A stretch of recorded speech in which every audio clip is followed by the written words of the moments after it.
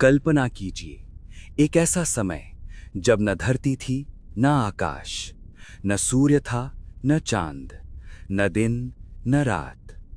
हर तरफ सिर्फ अंधेरा था, गहरा, निश्शब्द, अनंत अंधेरा। और उस अंधेरे के बीच था एक सीमाहीन जल, जिसे कहा गया करण जल। उस अनंत जल के ऊपर शेषनाग की अनंत फणों पर नारायण योग निद्रा में विराजमान थे। वो शांत थे, अचल थे, लेकिन उनकी हर एक श्वास के साथ समय का चक्र चल रहा था।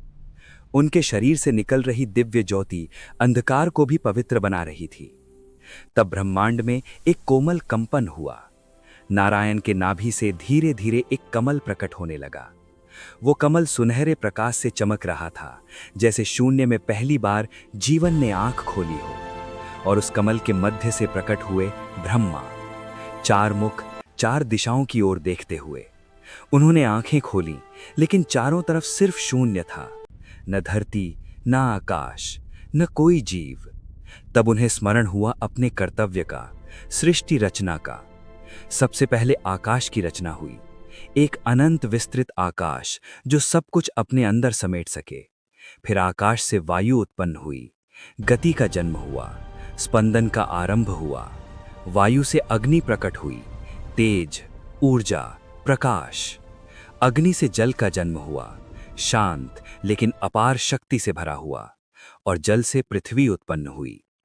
पृथ्वी शुरू में एक जलता हुआ अग्नि का गोलक थी। धीरे धीरे वो ठंडी होने लगी, पर्वत उभरने लगे, महासागर बने, भूमि ने अपना रूप लिया। यही था धरती का प्रथम जन्म। लेकिन सृष्टि का चक्र कभी रुकता नहीं। एक समय ऐसा आया जब धरती पुनः अनंत जल में डूब गई। अंधकार फिर से छा गया। तब ब्रह्मा ने नारायण को स्मरण किया, विष्णु ने वराह का रूप धारण किया, एक विशाल, तेजोमय, दिव्य वराह।